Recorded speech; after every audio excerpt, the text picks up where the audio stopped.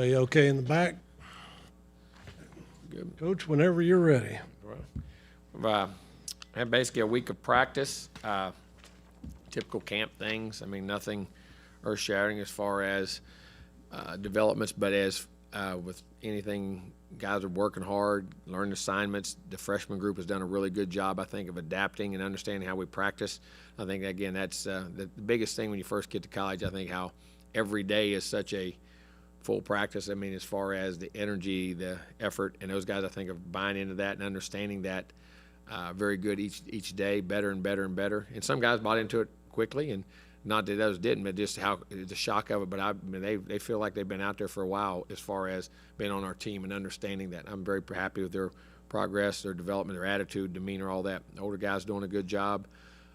Getting better. Starting now, the execution started to pick up the last 3 or 4 days. Once you get all, a lot of your installation and different things in, and working a lot of different situations in with the third downs and the red zones and 2 minutes, and been very pleased with the focus and at least the understanding of what we're trying to accomplish in situational football, because that's the big thing. I mean, talk about how great a player is, how great an athlete he is, but to be a great football player, man, you really have to play great situational football and understand what you're trying to accomplish on every down by the down and distance, by the scenario, by the field position, and getting kids to understand that and teaching that. And I've been very pleased with our guys trying to grasp those concepts. And because you watch a lot of great teams that, they can have great players and things, but understanding situations is very critical. And I think we teach that a lot, put a lot of emphasis on that, and our guys are doing a really good job of that. I think offense and defensively. I think kicking game, I've been very pleased with our specialists. They've been kicking the ball really well, snapping it really well, holding really well, and punting very well. So that part of it, our returners, I think we got a good group of guys there that I think we can get space for, that can create plays,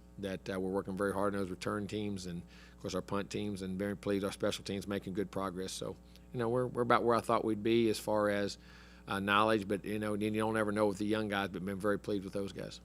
We'll start down front. Brent, Travis, and Cole. When you have a kicker with quite a bit of range or a lot of range, does that allow you to maybe take a few more risks when you're on offense inside, like say? Well, it just depends on the score of the game, momentum of the game, or what you're going in, what you have to do. But yes, his range and where you call plays and where you're comfortable with him hitting kicks at, definitely does. I mean, I know over my career I've been blessed with some really good kickers, and when you're calling plays and you can, I feel very comfortable from this range in how you do things can definitely influence how you call plays. Go Travis, Cole, and Olin. Hey, Coach, I know earlier this fall you said your mentality is to tell the guys, go play football, and I promise you we'll get you on the field. Is that something that you've been able to say as well as you've been able to this year with the depth that y'all have across the board? And I got to say, because the guys sit and worry about playing time, they don't ever develop. Hey, you go play, I promise you, if there's a place and you're developing and playing, coaches, we'll put you on the field. I mean, kids never, unless they play every play, think they play enough. That's just the nature of the beast, and that's how you want them. You want them that way. But as far as developing as players, quit worrying about playing time and worry about becoming a good player, and then you'll definitely play. But our guys have bought into that, the process. Front right, Coach Cole, and then Olin. Jimbo, Evan Stewart's just been coming on so strong throughout practice, and even though he's been here throughout the spring, Now, how do you know that? You ain't been out there. I've seen it a few times. Have you seen? You got a spy out there? You say, hey, 15 we got cameras minutes. somewhere. We got spies somewhere. Have you ever seen a receiver be able to pick up the speed of the college football as quickly as he has in your Yes. system? Yes. What is it about him that you just really like then? He's waiting for me to say, no, I screwed you up. But I have. I mean, there's been guys that have and started since they were freshmen and things. But at the same time, it is very difficult. It's very hard. And it takes a level. You think, okay, boy, he's really gifted. But more importantly, how mature is he?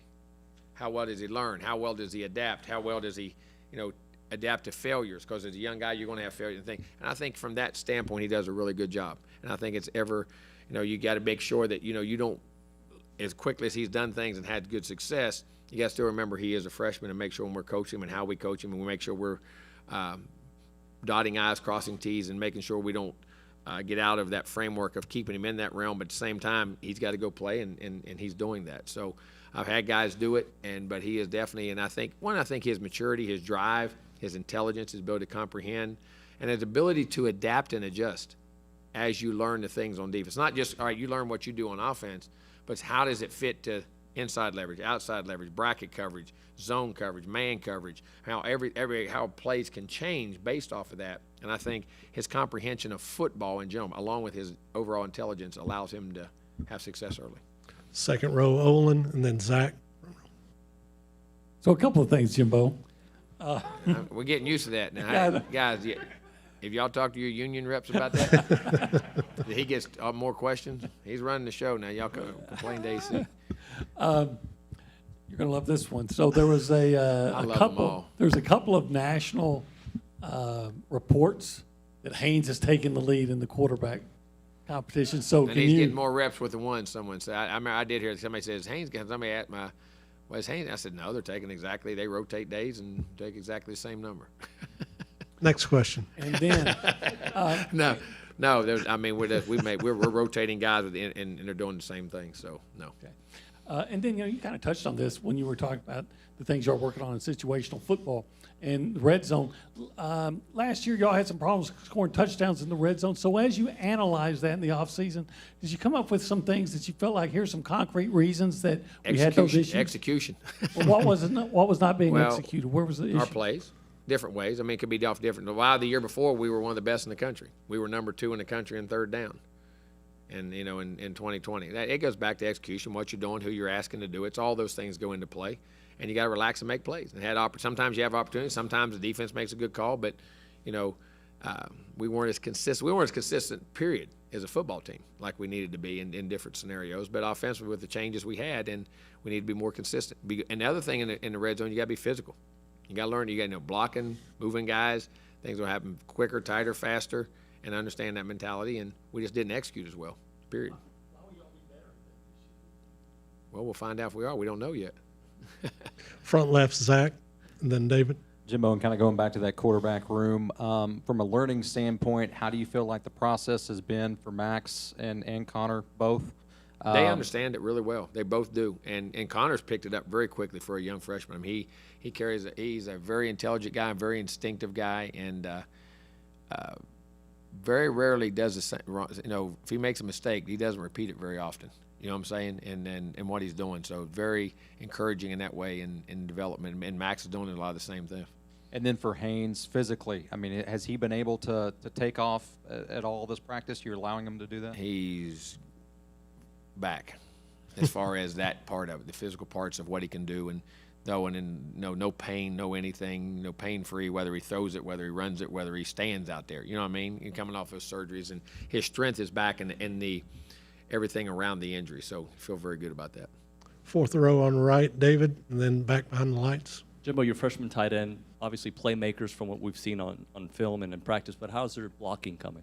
Getting there, and I tell you, that's a rude awakening. A rude awakening for the young guys up front who they got to go against, and a rude awakening for the defensive guys when they get the older guys. I mean, because you've always been used to being bigger, stronger, and faster than everybody, and learning to become technique oriented. But really good athletes like that, or who've really good skill. You say, we know, can a guy block? When he can block if he wants to.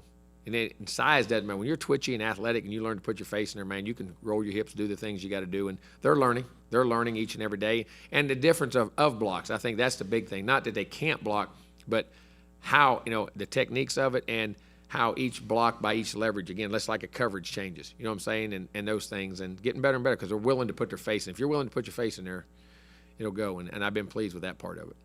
Coach back behind the lights on the right, Justin. Coach, I hope this is not a silly question, but your play calling change. Them all up front. Your experience with left-handed quarterback, play calling right-handed quarterback, do you change anything when Max is in there, as far as like Reed is concerned, or is it all the same? No, it just based on what he can do. You know what I'm saying? What he likes well and what he does well within the confines of our offense. I mean, that doesn't change. Down front, Travis.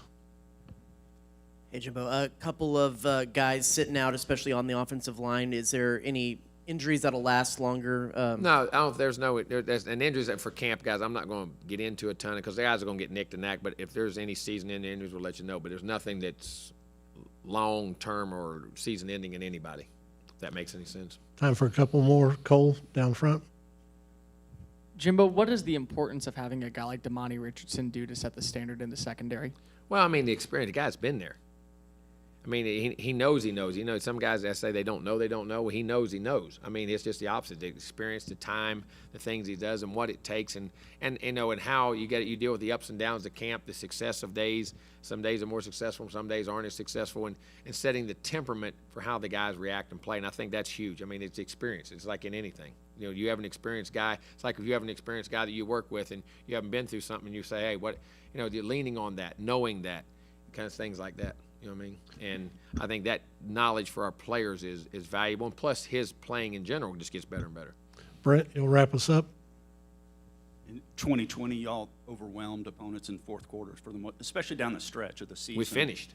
Okay. Exactly right. Yeah, last year that didn't happen. So how do you get back to that? Back those to fourth basics quarter- and point it out and make it adamant. And not just fourth quarter, starting games. Listen, there was a couple games last year we got overwhelmed in the beginning. We didn't play offensively and gave up a lot of points defensively. And that has effect too. You don't ever win games in the first 5 minutes, but you can lose them and start yourself having a heck of a hard time coming back. You know what I'm saying? Set the temperament. So I mean, starting, finishing, emphasizing, coaching it, and when you see it, point it out. When you stop, hey, at the end of practice, we're not finishing like we do. Make it adamant, make it a point, and you grade it. You calculate it every day. All the things in what you see in practice. Nah, I don't think it had anything to do with conditioning. It can, but that wasn't our issues. Our issues wasn't conditioning. All right, Coach, thanks for the time. We're good. Thank you.